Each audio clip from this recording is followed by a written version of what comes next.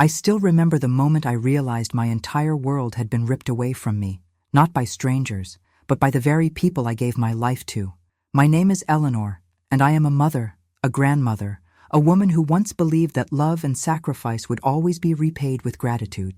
But as I sat in that sterile hospital room, the smell of disinfectant clinging to my skin, I received a phone call that shattered every illusion I had left. My son's voice was cold, almost mechanical, as he told me, "Mom, we've sold the house. It's not yours anymore. You need to find somewhere else to go when you get out." At first, I thought it was a cruel joke, some misunderstanding, but the truth hit me with the force of a hurricane. The home I had built, brick by brick, over decades of hard work and sleepless nights, was gone. Not lost to fire or disaster, but sold by my own flesh and blood, while I lay helpless, recovering from surgery, my body weak and my spirit even weaker. I could barely breathe as the reality set in. The laughter of my grandchildren, the scent of Sunday dinners, the photographs on the mantel, everything that made that house a home, was ripped away in a single, heartless transaction. The pain was so sharp, it felt physical. I had always imagined that betrayal would come with warning signs, with arguments or slammed doors, but this was silent, surgical, and final. My daughter-in-law's words echoed in my mind from weeks before. "You're just a burden now. It's time you stopped holding us back." I brushed it off then, thinking she was just tired or frustrated. I never imagined she meant it. I never imagined my son would agree. Lying in that hospital bed, I felt smaller than I ever had in my life. I thought of all the nights I stayed up with him when he was sick, all the times I went without so he could have what he needed, all the dreams I set aside for the sake of my family. Was it all for nothing? Was my love so disposable, so easily forgotten? I wanted to scream, to cry, to beg for mercy, but all I could do was stare at the ceiling, numb with disbelief. The nurses noticed the change in me. I stopped eating, stopped speaking. I became a ghost in my own life, haunted by the faces of those I loved most. I replayed every moment, every sacrifice, every word of encouragement I had ever given, searching for the place where things went wrong. Was I too soft, too forgiving? Did I make it too easy for them to take me for granted? The humiliation was unbearable. Family friends called, asking what happened, why I wasn't at home. I could hear the pity in their voices, the disbelief. How could a mother be treated this way? How could a son turn on his own mother? I had no answers, only an ache that seemed to grow with every passing hour. I realized in that moment that I was utterly alone. The people I had trusted most had turned me into an inconvenience, a problem to be solved, a house to be sold. My heart broke not just for myself, but for the years of love and loyalty that had been trampled underfoot. I felt invisible, discarded, as if my entire life had been reduced to a line on a sales contract. But as the days passed, something inside me shifted. The pain did not fade, but it began to harden into something else: resolve. If they thought they could erase me so easily, they were wrong. If they believed I would simply disappear, they had underestimated the strength that only a lifetime of sacrifice can give a woman. I lay there in that cold, lonely hospital bed, and I made a silent promise. This would not be the end of my story. They had taken everything from me, but they would never take my dignity, and they would never, ever see what was coming next. I spent sleepless nights staring at the cracks in the ceiling, each one a silent witness to my heartbreak. I remembered the way my son used to cling to me as a child, his small arms wrapped tightly around my neck, trusting me to keep him safe from the world. I remembered the promises I made to him, the vows I whispered in the dark, that I would always protect him no matter what. How cruel, then, that the very person I shielded from life's storms would become the architect of my greatest sorrow. I felt the weight of every unspoken word pressing down on my chest. The conversations I replayed in my mind became a chorus of regret and self-doubt. I wondered if I had loved too fiercely, given too freely, made myself too indispensable. Had I taught him that my love was unconditional, but failed to teach him that my heart was not unbreakable? As the days dragged on, I watched the world outside my window move on without me. I saw families laughing in the hospital courtyard, children running to embrace their mothers, husbands holding their wives' hands. The sight was almost unbearable, a cruel reminder of everything I had lost. Yet, beneath the grief, a new emotion began to take root, a quiet, simmering anger, not the wild, destructive kind, but a cold, focused fury that sharpened my mind and steadied my resolve. I realized that my story was not over, that the pain they inflicted would not be my legacy. I would find a way to reclaim my life, to show them that a mother's love is not a weakness to be exploited, but a force to be reckoned with. I would rise from this betrayal, not as the victim they expected, but as the woman they never truly knew. And when the time came, they would understand the true cost of their betrayal. Before the bitterness, before the betrayal, my life was a tapestry woven from devotion and sacrifice. I was the pillar of my family, the one who made sure every birthday was celebrated, every wound was tended, every sorrow was softened by a gentle touch. I remember waking up before sunrise, quietly preparing breakfast so my children would feel the warmth of home before facing the world.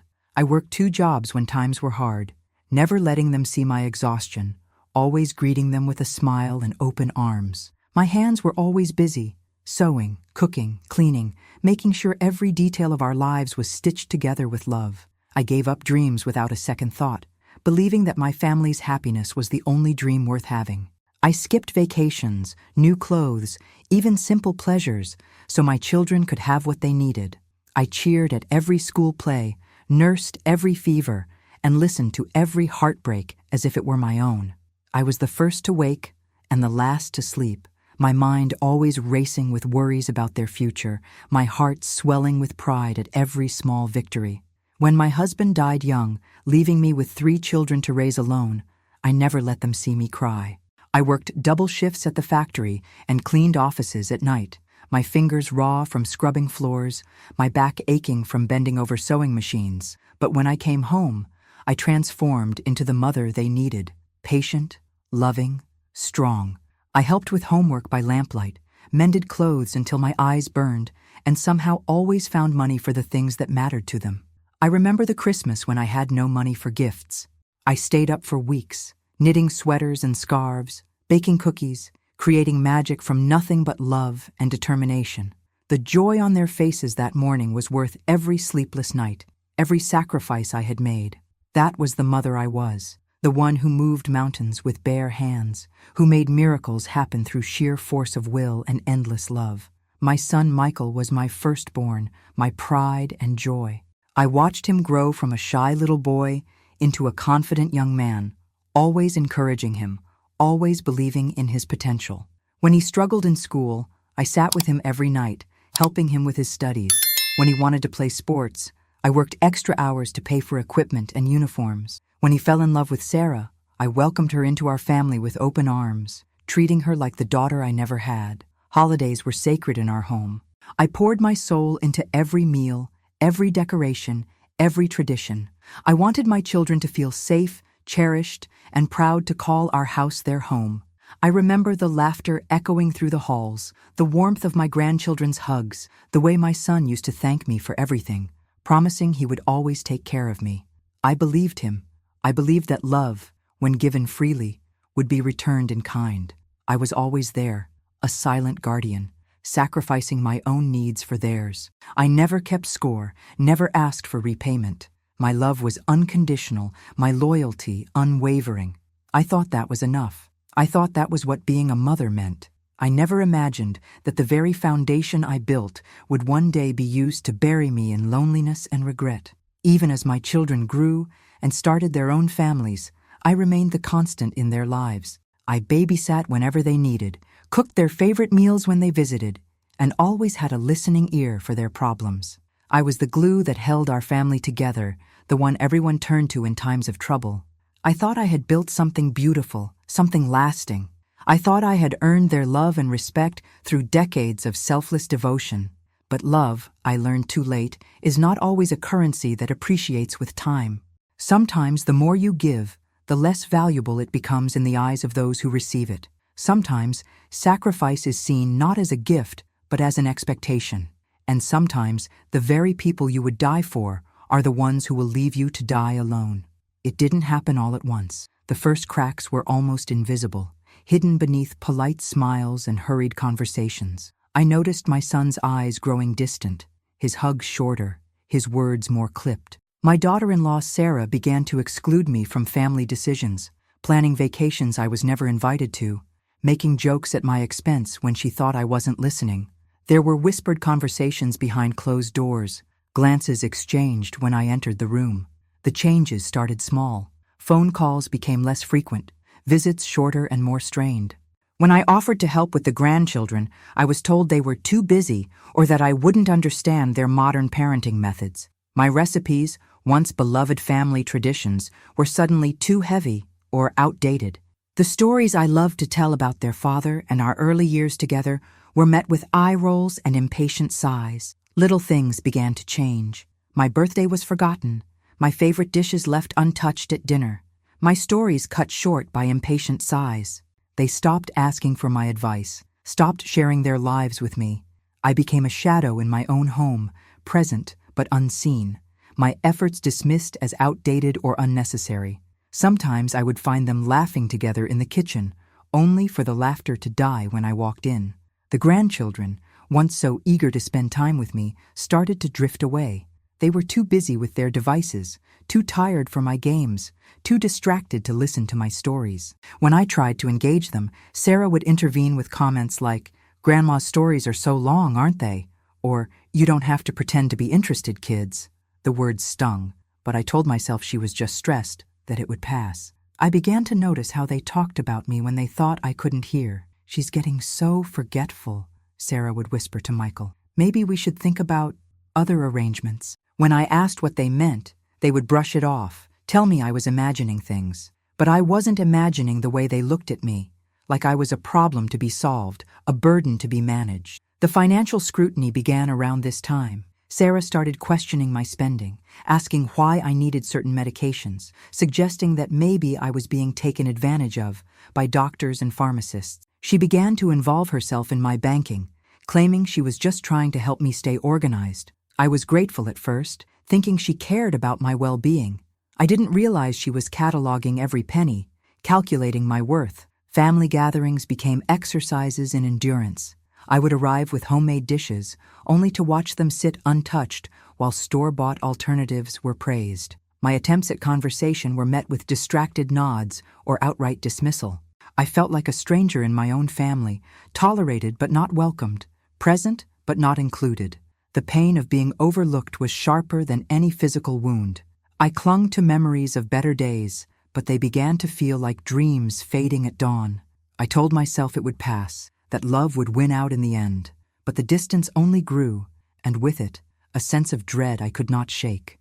I started to question myself, wondering if I had done something wrong, if I had somehow failed the very people I loved most. Was I too clingy? Too demanding? Had I overstayed my welcome in their lives? The self-doubt crept in like poison, making me second-guess every word, every gesture, every attempt to connect with the family I had given my life to create. The subtle slights gave way to open humiliation. My daughter-in-law began to criticize me in front of others, mocking my habits, my clothes, even my way of speaking.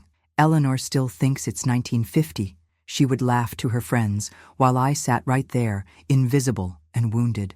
My son, once my protector, stood by in silence, his eyes cold and unrecognizable. I was excluded from family gatherings, told I was too old, too slow, too much trouble. The cruelty escalated with each passing month. They planned holidays without me, celebrated milestones I was never told about. I would find out through social media posts, seeing pictures of family dinners and birthday parties I hadn't been invited to. When I asked why I wasn't included, Sarah would roll her eyes and say, "We thought you'd be more comfortable at home. These events are really for the younger generation." There were cruel jokes at my expense, whispered just loud enough for me to hear. "She's just a burden now," I overheard one night, the words slicing through me like a knife. They questioned my memory, my judgment, even my sanity, making me doubt myself in ways I never had before. "Did you take your pills today, Eleanor?" became a daily refrain, said with such condescension that it made my skin crawl. My home became a place of tension and fear, every day a test of endurance. I would wake up wondering what new humiliation awaited me, what fresh insult would be disguised as concern for my well-being. They criticized everything, The way I dressed, the way I cooked, the way I spoke to the grandchildren. Nothing I did was right anymore. The financial betrayals began quietly. Small amounts missing from my purse, unexplained charges on my accounts. When I asked, I was met with irritation, told I was imagining things. "You're getting paranoid, Mom," Michael would say, his voice dripping with false patience. "Maybe we should talk to your doctor about that." But I wasn't paranoid. I was being systematically robbed by my own family. Sarah began to take over more aspects of my life, claiming it was for my own good. She changed my bank passwords, saying she was protecting me from scammers. She threw away my belongings, calling them clutter. She even tried to change my will, bringing lawyers to the house and pressuring me to sign documents I barely understood. When I resisted, she would sigh dramatically and say, "We're just trying to help you, Eleanor. Why do you have to make everything so difficult?" The psychological abuse was relentless. They would gaslight me, making me question my own memories and perceptions. "That never happened, Mom," Michael would say when I brought up past conversations. "You're confused again." They isolated me from friends, claiming they were bad influences or that I was embarrassing myself by maintaining those relationships. My son's voice grew harsher, his patience thinner. "You're lucky we even let you stay here," he snapped one evening, his words echoing in the empty hallway long after he'd gone. The man who once promised to always take care of me had become my tormentor, and I couldn't understand how we had gotten to this point. I felt myself shrinking, my confidence eroding with every insult, every act of exclusion. I began to dread waking up, to fear the sound of footsteps outside my door. I was no longer a mother, a grandmother, or even a person in their eyes. I was an obstacle, a nuisance, an unwanted reminder of a past they wanted to forget. The breaking point came when they started talking about facilities and professional care. They would discuss my future as if I weren't in the room, debating the merits of different nursing homes like I was a piece of furniture to be stored. The message was clear. I was no longer welcome in the life I had built, the family I had created. I was expendable, disposable, a problem that needed to be solved as quickly and quietly as possible. The day they tried to sell my house while I was in the hospital was the day I reached my breaking point. I had barely survived surgery, my body frail and my spirit battered, when I learned that my own son and daughter-in-law had signed the papers, forging my signature, erasing my existence with a stroke of a pen. They didn't even visit. Instead, I received a message through a nurse. "Don't come back. It's not your home anymore." The surgery had been emergency gallbladder removal, and I was alone, scared, and in pain. For 3 days, I waited for them to visit, to bring me comfort in that sterile, frightening place. But they never came. No flowers, no cards, no gentle words of encouragement, just silence, and then the devastating phone call that shattered what remained of my world. "Mom, we've made some decisions while you were indisposed." Michael's voice was clinical, detached, as if he were discussing the weather. "The house has been sold. Sarah found a lovely assisted living facility for you. It's all arranged. You don't need to worry about anything." The casual cruelty of it took my breath away. They had planned this, orchestrated it while I lay helpless and vulnerable. I was left with nothing. No home, no family, no dignity. They had taken everything I had ever built, everything I had ever loved, and discarded me like an unwanted relic. The betrayal was complete, the humiliation absolute. For a moment, I thought I would die from the pain, that my heart would simply stop under the weight of so much loss. The nurse who delivered the message looked at me with such pity that I wanted to disappear. "I'm sorry, honey," she whispered. Some families just don't know how to handle things. But this wasn't about not knowing how to handle things. This was about greed, about convenience, about treating a human being, their own mother, like a burden to be discarded. I learned later that they had been planning this for months. While I was recovering from surgery, they had already cleaned out my belongings, donated my furniture, and pocketed the proceeds from the house sale. My photographs, my mementos, my entire life history, all of it thrown away like garbage. They kept nothing, saved nothing, honored nothing about the woman who had given them everything. The assisted living facility they had chosen was a nightmare, understaffed, overcrowded, and smelling of despair. When I was discharged from the hospital, I was taken there directly, with nothing but the clothes on my back and a small bag of toiletries. The staff treated me like just another abandoned elderly person, and I suppose that's exactly what I was. But in that darkest hour, something inside me refused to be extinguished. I remembered who I was, what I had endured, and what I was still capable of. I decided that this would not be the end of my story. I would not let their cruelty define me. I would fight back, not with anger or bitterness, but with the quiet strength that comes from a lifetime of love and sacrifice. As I sat in that terrible place, surrounded by the forgotten and discarded, I began to smile for the first time in months. Because they thought they had won, but they had no idea what I had already set in motion. They thought they knew everything about me, but they had never bothered to learn about the woman I really was, the woman who had been planning for this possibility longer than they could imagine. You see, I had seen the signs long before they thought I had. I had watched the way they looked at my house, calculating its value. I had noticed Sarah's interest in my financial documents, her questions about my assets. I had felt the shift in their affection, seen the greed growing behind their eyes, and I had acted accordingly. They thought they were so clever, so cunning in their betrayal, but they had underestimated the woman who had survived poverty, widowhood, and decades of sacrifice. They had forgotten that I was not just their victim, I was their mother, and I had been protecting myself long before they decided to destroy me. The game was far from over. In fact, it was just beginning. What they didn't know, what they could never have imagined, was that I had been preparing for this betrayal for over 2 years. You see, I'm not just a naive old woman who lived her life with blind trust. I'm a survivor, a fighter, and someone who learned early that the world can be cruel, even to those who give everything. While they were whispering about my failing memory and my supposed confusion, I was quietly, methodically, protecting myself from the very scenario that eventually unfolded. It started when I noticed Sarah's interest in my financial documents becoming more than casual curiosity. She would ask pointed questions about my investments, my savings, my insurance policies. She would volunteer to help with my paperwork, always with that sweet smile that never quite reached her eyes. Michael would chime in with concerns about my security, suggesting I needed help managing my affairs. They thought they were being subtle, but I had raised children. I knew manipulation when I saw it, so I began to take precautions. First, I quietly transferred ownership of my house to my dear friend Margaret, a woman I had known for 40 years, someone who understood loyalty and love in ways my own family never would. The transfer was legal, documented, and completely unknown to Michael and Sarah. On paper, I still lived there, still received mail there, still appeared to own it, but legally, it belonged to someone who would never betray me. I also opened new bank accounts, ones they knew nothing about. I moved the majority of my savings, my investments, my life insurance policies into accounts they couldn't access, couldn't monitor, couldn't steal from.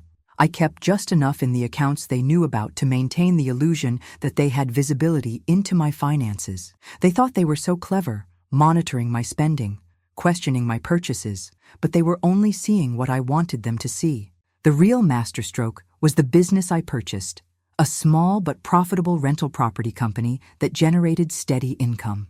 I bought it through a trust, with Margaret as the trustee, ensuring that even if something happened to me, the assets would be protected. Michael and Sarah had no idea that their poor, confused mother was actually a savvy businesswoman who had been building wealth while they plotted to steal what they thought I had. I also changed my will, not once, but 3 times, each revision removing more of their inheritance and directing it toward charities and people who had shown me genuine kindness. The lawyer I worked with was discreet, professional, and completely loyal to my wishes. Every document was properly executed, every legal requirement met. They would get nothing, not because I was vindictive, but because they had proven themselves unworthy of the legacy I had built. But perhaps the most satisfying part of my plan was the evidence I collected. I recorded conversations, saved text messages, documented every cruel word, every financial manipulation, every act of emotional abuse. I had a complete record of their betrayal, their greed, their callous disregard for the woman who had given them life. This evidence would ensure that when the truth came out, there would be no denying what they had done. While they were planning my downfall, I was planning their awakening. While they were calculating the value of my assets, I was ensuring those assets would never be theirs. While they were treating me like a burden, I was preparing to show them the true cost of their cruelty. They thought they were playing chess with a confused old woman, but they were actually playing against someone who had been thinking several moves ahead all along. The beautiful irony was that their own greed made them careless. They were so focused on what they thought they would gain that they never bothered to verify what was actually there to be taken. They forged my signature on documents for a house I no longer owned, planned to inherit money that was no longer in my name, and celebrated a victory that existed only in their imagination. As I sat in that awful assisted living facility, I wasn't just planning my revenge. I was savoring the knowledge that their betrayal had already failed before it even began. They had sold a house that wasn't mine to sell, stolen from accounts that held only a fraction of my wealth, and destroyed a relationship with someone who had been protecting herself from them long before they decided to destroy her. The months that followed my forced placement in the assisted living facility were perhaps the most difficult of my life, but also the most enlightening. I watched my son and daughter-in-law from a distance, observing their behavior now that they thought they had won.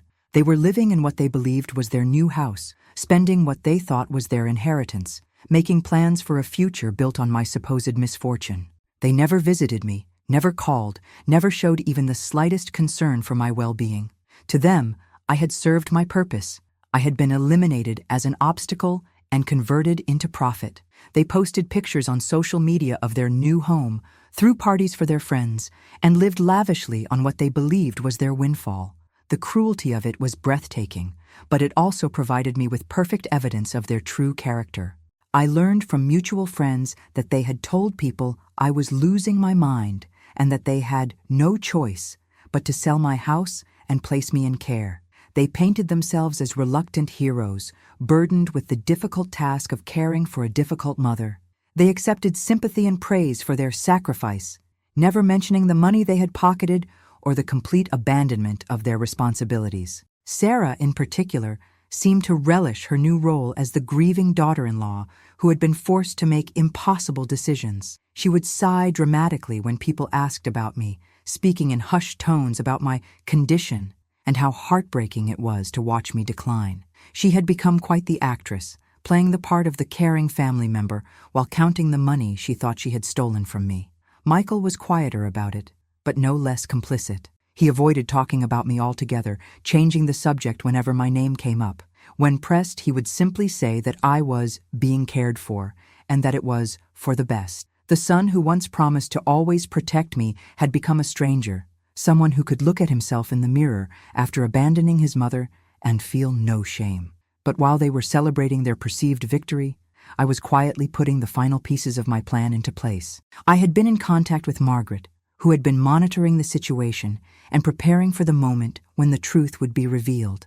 I had also been working with my lawyer to ensure that every legal document was in order, every protection was in place. The most satisfying part was watching them make plans based on assets they didn't actually possess. They talked about renovations to their house, investments they would make with their inheritance, trips they would take with their newfound wealth. They were building castles in the air, and I was the only one who knew that the foundation was about to crumble beneath them. I also discovered that they had been telling people I was dead. Not officially, of course, but in conversation, they would speak about me in the past tense as if I had already passed away. It was their way of erasing me from their lives completely, of making my absence seem natural and inevitable. They wanted to mourn me while I was still alive, to get credit for their grief without actually experiencing any loss. The psychological cruelty of this was almost unbearable. To know that your own child wishes you were dead, that they have already begun the process of erasing you from their life, is a pain that cuts deeper than any physical wound. But it also strengthened my resolve, confirmed that I was doing the right thing in protecting myself from people who saw me as nothing more than an inconvenience. As the months passed, I watched them grow more comfortable in their deception, more confident in their cruelty. They stopped pretending to care about my well-being, stopped maintaining the facade of loving family members. They had what they wanted, and they saw no need to continue the charade. This comfort, this confidence would be their downfall, because while they were living their lie, I was preparing to reveal the truth. While they were spending money that wasn't theirs, I was documenting every transaction. While they were celebrating their victory, I was preparing their defeat. The silence before the storm was almost over, and when the thunder came, it would shake them to their very core. The day of reckoning arrived on a Tuesday morning in March, exactly 1 year after they had sold my house. I had chosen the timing carefully. It was Michael's birthday, a day when he would be feeling particularly celebratory and confident. It was also the day when the final legal documents would be served, when the truth would be revealed in the most dramatic and undeniable way possible. It started with a knock on the door of the house they thought they owned. A sheriff's deputy stood there with eviction papers, informing them that they were trespassing on property that belonged to Margaret Thompson, and that they had 30 days to vacate. The confusion on their faces must have been priceless. I wish I could have seen it myself, but Margaret described it to me in delicious detail later. "There must be some mistake," Sarah had stammered, waving the deed they thought made them owners. But the deputy was unmoved, explaining that the house had been legally transferred to Margaret 2 years earlier, and that any sale that had occurred since then was fraudulent. The documents they had signed, the money they had received, the ownership they had claimed, all of it was based on a lie, a forgery, a crime. While they were still reeling from this revelation, the second blow landed. My lawyer arrived with additional documents, lawsuits for fraud, forgery, and elder abuse. Every conversation I had recorded, every financial manipulation I had documented, every cruel word they had spoken was now part of a legal case that would destroy their reputations and their futures. But the third revelation was the most devastating of all. The bank accounts they had been monitoring, the ones they thought contained my life savings, were revealed to be decoys. The real money, hundreds of thousands of dollars in savings, investments, and business assets, had been safely hidden away for years. They had stolen pennies while thinking they were taking dollars, had celebrated a victory that was actually a defeat. Michael called me that afternoon, his voice shaking with rage and disbelief. "How could you do this to us?" he demanded, as if I were the one who had committed the betrayal. "We're your family. We took care of you." The irony was stunning. The man who had abandoned me, stolen from me, and wished me dead was now claiming to be the victim. I let him rant for a few minutes, listening to his accusations and his self-pity with the calm detachment of someone who had already won. Then I spoke, my voice steady and clear. "You took care of me. You sold my house while I was in the hospital. You stole my money, threw away my belongings, and put me in a facility like I was garbage. You told people I was dead while I was still alive. That's not taking care of someone, Michael. That's destroying them." The silence that followed was deafening. For the first time in years, he had no response, no excuse, no justification for his actions. The truth was laid bare, and there was no denying it, no spinning it, no making it seem like anything other than what it was, a complete and utter betrayal of the woman who had given him life. Sarah, meanwhile, was having her own breakdown. She had called everyone she knew, trying to find a way out of the legal mess they had created.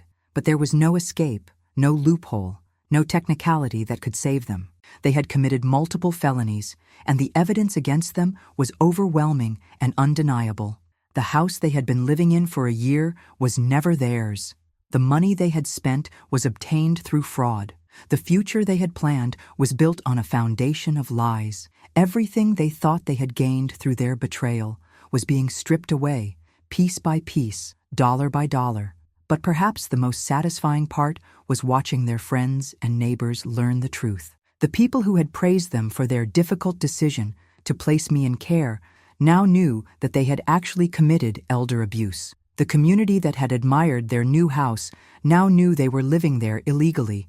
Their reputation, their standing, their carefully constructed image, all of it crumbled in a matter of hours. The legal proceedings would take months to resolve, but the outcome was never in doubt. They would lose everything: their freedom, their finances, their future.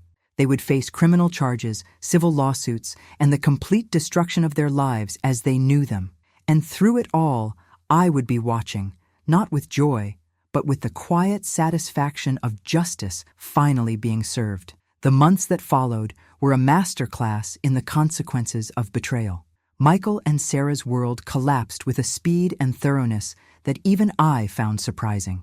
The criminal charges came first: fraud, forgery, elder abuse, and theft. The evidence I had collected over the years made the prosecution's case airtight. There were no plea bargains, no reduced sentences, no mercy for people who had shown none to the woman who had loved them unconditionally. Michael was sentenced to 3 years in prison, Sarah to 2.5. The judge, a woman in her 60s who clearly understood the gravity of their crimes, spoke directly to them during sentencing.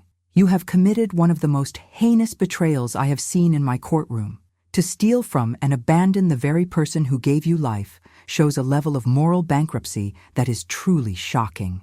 Her words echoed in the courtroom, a public condemnation that would follow them for the rest of their lives. But the criminal penalties were just the beginning. The civil lawsuits I filed against them resulted in judgments that would haunt them for decades. They were ordered to pay restitution for the money they had stolen, damages for the emotional distress they had caused, and punitive damages for the deliberate cruelty of their actions. The total amount was more than they could ever hope to repay, ensuring that their financial recovery would be impossible. Their social destruction was equally complete. The community that had once respected them now shunned them. Their friends abandoned them. Their neighbors whispered about them. Their colleagues distanced themselves from the scandal. Sarah lost her job. Michael's business partnerships dissolved, and their children, my grandchildren, were left to deal with the shame and embarrassment of having parents who were convicted criminals. The grandchildren, who had been turned against me by their parents' lies, began to reach out tentatively. They had been told I was senile, dangerous, unworthy of their love. But as the truth emerged, they began to understand how they had been manipulated, how their parents had used them as weapons against their own grandmother. The oldest, Emma, wrote me a letter that brought tears to my eyes. "Grandma, I'm so sorry we believed their lies. I'm so sorry we let them hurt you. Can you ever forgive us?" Of course I could forgive them. They were children, victims of their parents' manipulation just as I had been. But forgiveness didn't mean forgetting. And it didn't mean pretending that the damage hadn't been done. The relationships that had been destroyed would take years to rebuild, if they could be rebuilt at all. As I watched their lives unravel, I felt a complex mixture of emotions. There was satisfaction, certainly, the satisfaction of seeing justice served, of watching people who had caused such pain finally face consequences for their actions. But there was also sadness, a profound grief for the family that could have been, for the love that had been wasted, for the years that had been lost to greed and cruelty. I thought often about the woman I had been before all of this began, the devoted mother, the loving grandmother, the woman who believed that family was everything. That woman was gone, replaced by someone harder, more cynical, more aware of the darkness that can exist in human hearts. I mourned her loss even as I celebrated my victory. The money they had tried to steal was returned to me, along with interest and damages. The house they had tried to sell remained safely in Margaret's name, a sanctuary I could return to whenever I chose. The business I had purchased continued to generate income, ensuring my financial security for the rest of my life. Materially, I had won completely. But the emotional cost was enormous. I had lost my son, my daughter-in-law, and for a time, my grandchildren. I had been forced to become someone I never wanted to be, calculating, suspicious, always looking over my shoulder for the next betrayal. The innocence and trust that had defined my earlier life were gone forever, casualties of a war I never wanted to fight. Yet as I reflected on everything that had happened, I realized that I had also gained something valuable: self-respect. For too many years, I had allowed myself to be taken for granted, to be treated as less than I was worth. I had accepted crumbs of affection and called it love, had endured disrespect and called it family loyalty. The betrayal, as painful as it was, had forced me to recognize my own worth, to demand the respect I deserved. I had learned that love without respect is not love at all, but exploitation.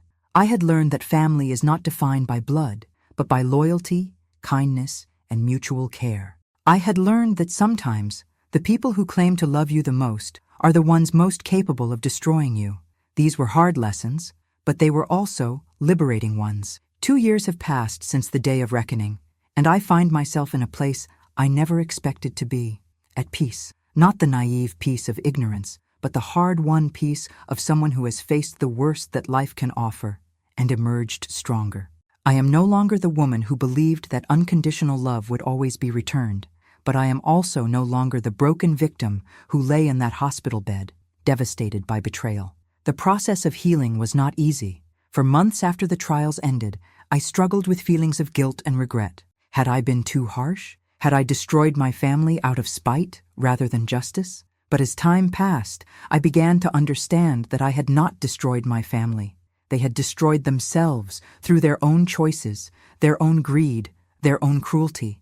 I had simply refused to be their victim. I moved back into my house, the one that had never really left my possession. Margaret, dear friend that she is, had maintained it perfectly, keeping it ready for my return. Walking through those familiar rooms, I felt a mixture of joy and sorrow. Joy at being home, sorrow for all that had been lost. But gradually, the house began to feel like home again, filled with new memories and new purposes. I began to rebuild my life, but this time on my own terms. I reconnected with old friends who had been pushed away during the dark years, and I made new ones, people who valued me for who I was, not what I could give them. I discovered interests I had never had time to pursue, traveled to places I had always wanted to see, and for the first time in decades, I lived for myself rather than for others. The business I had purchased began to thrive under my direct management. I discovered that I had a talent for real estate, an eye for profitable investments, and a head for business that had been dormant for too long. The income it generated allowed me to live comfortably and to be generous with causes I cared about: elder abuse prevention, legal aid for seniors, and support for families torn apart by greed and manipulation. My relationship with my grandchildren slowly began to heal. Emma, now in college, visits regularly, and we have long conversations about life, love, and the importance of integrity. She has chosen to study law, inspired, she says, by watching her grandmother fight for justice. The younger ones are more cautious, still processing the trauma of their parents' imprisonment and the destruction of their family. But they are beginning to understand that I am not the villain in this story. Michael and Sarah were released from prison 6 months ago, but their lives remain in ruins. They are divorced now, each blaming the other for their downfall. Michael works at a gas station, living in a small apartment and struggling to pay the restitution he owes. Sarah moved to another state, trying to escape the shame and start over. They have both tried to contact me, seeking forgiveness, reconciliation, or perhaps just financial help. I have not responded. This is not cruelty on my part, but wisdom. I have learned that forgiveness does not require reconciliation, that healing does not require forgetting, and that love does not require self-destruction. They made their choices, and they must live with the consequences. I have made mine, and I am living with the peace that comes from knowing I stood up for myself when it mattered most. I think often about the legacy I will leave behind.